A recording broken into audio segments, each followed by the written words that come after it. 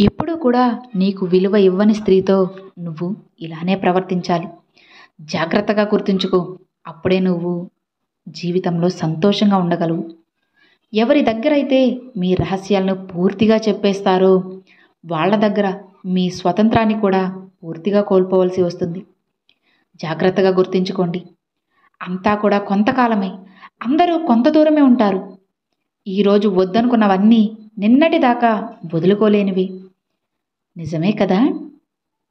బంధం పేరుతో బాధ పెట్టే వాళ్ళని, స్నేహం పేరుతో చెడగొట్టే వాళ్ళని జీవితంలో మీకు వీలైనంత దూరంగా ఉండడమే ఎంతో మంచిది. నిజమేనా? గతంలో మిమ్మల్ని విమర్శించి మీకు దూరమైన వాళ్ళని భవిష్యత్తులో కూడా పొరపాటును కూడా దూరం నుండి చూసే అవకాశాన్ని మాత్రమే కల్పించు. దగ్గరికి రానివ్వకు. జాగ్రత్తగా గుర్తుంచుకోండి. జీవితంలో తప్పుడు వ్యక్తులే సరైన పాఠాలు నేర్పించి వెళ్తారు. కాస్త గమనిస్తూ ఉండండి. మిమ్మల్ని మీరు కాపాడుకోవడానికి ఇతరులపై నిందలు అస్సలు వేయకూడదు. ఎందుకంటే కాలానికి నిజాన్ని నిరూపించే శక్తి చాలా ఉంటుంది కాబట్టి. అర్థమైందా? వర్తమానం వేధిస్తుంది అంటే భవిష్యత్ అనేది బాగుంటుందనే కదా అర్థం. గుర్తుంచుకోండి. గొప్పగా నువ్వు బ్రతకడం అంటే సుఖంగా జీవించడం కాదు, ఆత్మగౌరవంతో బ్రతకడం అని నువ్వు తెలుసుకోవాలి. చెప్పుడు మాటలు నమ్మి చెడిపోయిన వాళ్ళు ఉన్నారే కానీ ఆత్మగౌరవంతో బ్రతికి పాడైపోయిన వాళ్ళు ఒక్కరూ లేరు. నిజమేనా? అసలు ఈ రోజుల్లో పుస్తకాల్లో ఉండేది సమాజంలో లేదు. సమాజంలో ఉండేది పుస్తకాల్లో లేనే లేదు. అసలు అందుకేనేమో బాగా చదివినవాడు బానిసవుతున్నాడు. అలానే ఏమీ చదవని వాడే రాజ్యాన్ని ఏలుతున్నాడు. ఇది ఎవ్వరూ నమ్మలేని నిజం. ఎప్పుడైనా సరే ప్రశ్నించేవాడు మనవాడవుతాడు, పరాయి వాళ్ళు అవుతారు. పొగిడేవాడు పరాయి వాడైనా సరే మనవాడిలా కనిపిస్తాడు. అవునా? నొప్పి విలువ తెలిసినవాడే కదా జీవితంలో గొప్పవాడవుతాడు. గుర్తుంచుకోండి. విలువ ఇవ్వని స్త్రీల కోసం కన్నీరు కార్చే కంటే విలువ ఇచ్చే నీ కన్న తల్లి కోసం చెమటను చిందించడం జీవితానికి ఓ అర్థం ఉంటుంది. ఆలస్యమైనా పర్వాలేదు, కానీ ఆశయం కోసం అడ్డదారులు మాత్రం అస్సలు తొక్కకండి. ఆడపిల్ల పుడితే తండ్రి భయపడేది కట్నం ఎలా ఇవ్వాలో అని కాదు, తను పంచినంత ప్రేమను తన కూతురికి వచ్చే భర్త అసలు పంచుతాడో లేడో అని. ఇది కేవలం కూతుర్లను కన్నా తల్లిదండ్రులకే తెలుస్తుంది. నిజమే కదా? ఎదుటి వారి మంచితనాన్ని చేతకానితనంగా చూడకండి. మంచి అనేది తిరగబడితే పరిస్థితులకు అంచనా వేయడం ఎంతో కష్టమవుతుంది. జాగ్రత్తగా గుర్తుంచుకోండి.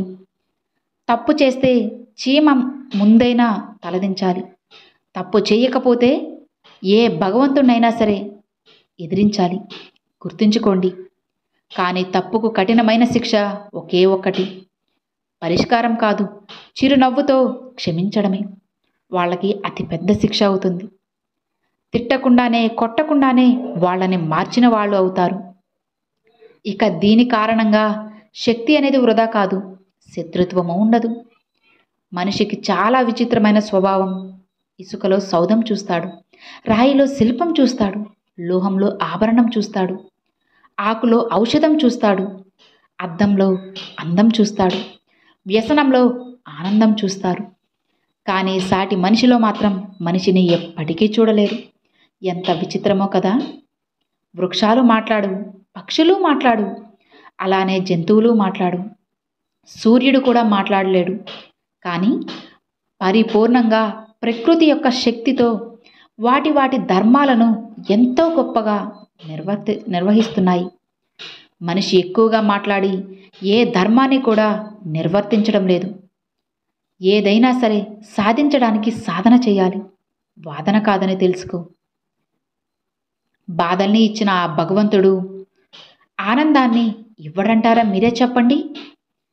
నమ్మి నువ్వు ముందుకి అడుగు వేయండి. మీ నమ్మకమే మిమ్మల్ని ధైర్యంగా నడిపిస్తుంది. అర్థమైందా? బరువు అనుకుంటే ఎప్పటికీ మోయలేరు. అదే బాధ్యత అనుకుంటే ఎప్పటికీ కూడా దించుకోలేరు. అర్థమవుతుందా? మనకు ఇష్టమైనవన్నీ కోల్పోయినప్పుడే మనకు జరిగిన నష్టం విలువ, దాని వెనుక ఉన్న మన కష్టం విలువ తెలుస్తుంది. అర్థమైందా? సమర్థులు మౌనంగా ఉన్నప్పుడే కదా అసమర్థులు రాజ్యమేలుతారు. అర్థమవుతుందా? మీకు మంచి అనిపించింది ఇంకొకరికి చెడు అనిపిస్తుంది. ఇక మీకు చెడు అనిపించింది ఇంకొకరికి మంచి అనిపిస్తుంది. దేన్నైనా సరే నిర్ణయించేది పరిస్థితులే. పరిస్థితుల ప్రభావంతో అవసరం అనవసరం అవుతుంది. అలానే అనవసరం అనేది అవసరం అవుతుంది. బాగా బ్రతకాలి అనుకునే దగ్గరే ఆగిపోతే బానే ఉంటుంది. పక్కవాడికన్నా బాగా బ్రతకాలి అనుకుంటాంగా, అదే అసలు సమస్య. మీరు వెనకబడిపోయినప్పుడు మీ వెనుక ఎవరైతే నిలబడతారో వాళ్ళే ఇక ముందు కూడా ఉంటారు. గుర్తుంచుకోండి, వయసు అనేది పెరిగే కొద్దీ గాయాలు అవుతూనే ఉంటాయి. కానీ రక్తం రాదు, కన్నీళ్ళు రావు. ఎందుకంటే అవి తప్పనిసరిగా మానసిక గాయాలే అయ్యుంటాయి కాబట్టి. సృష్టికర్త అనేవాడు కఠినంగానే ఉండాలి, లేదంటే తను దేన్ని సృష్టించలేడు. అలానే నువ్వు అనేవాడివి కఠినంగానే ఉండాలి, లేదంటే దేన్ని కూడా అస్సలు నువ్వు పొందలేవు. అర్థమవుతుందా? ఇతరుల గురించి నువ్వు అస్సలు పట్టించుకోవట్లేదు, ఆలోచించట్లేదు అంటే మీకు పరిణితి వచ్చింది అని అర్థం. కానీ లోకం దృష్టిలో నువ్వో మూర్ఖుడివి అంటారు. అలానే స్వార్థపరుడివి. నిజమేనా? అయినా పర్వాలేదు అనుకునేవాడే నిజంగా పరిణితి చెందినవాడు. గుర్తుంచుకోండి, మీరు ఒంటరిగా ఉండటానికి ఇష్టపడుతున్నారు అంటే అనవసరపు విషయాలకు దూరంగా ఉండాలి అనుకుంటున్నారు. అదే అర్థం. నిజమేనా?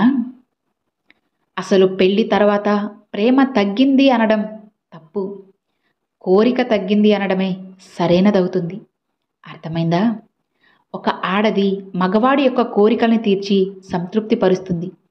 కానీ మగవాడు ఆడదాని యొక్క కోరికల్ని తీరుస్తుంటే బానిస అంటుంది ఈ లోకం. నిజమేనా? ఎప్పుడూ నవ్వుతూ ఉండండి.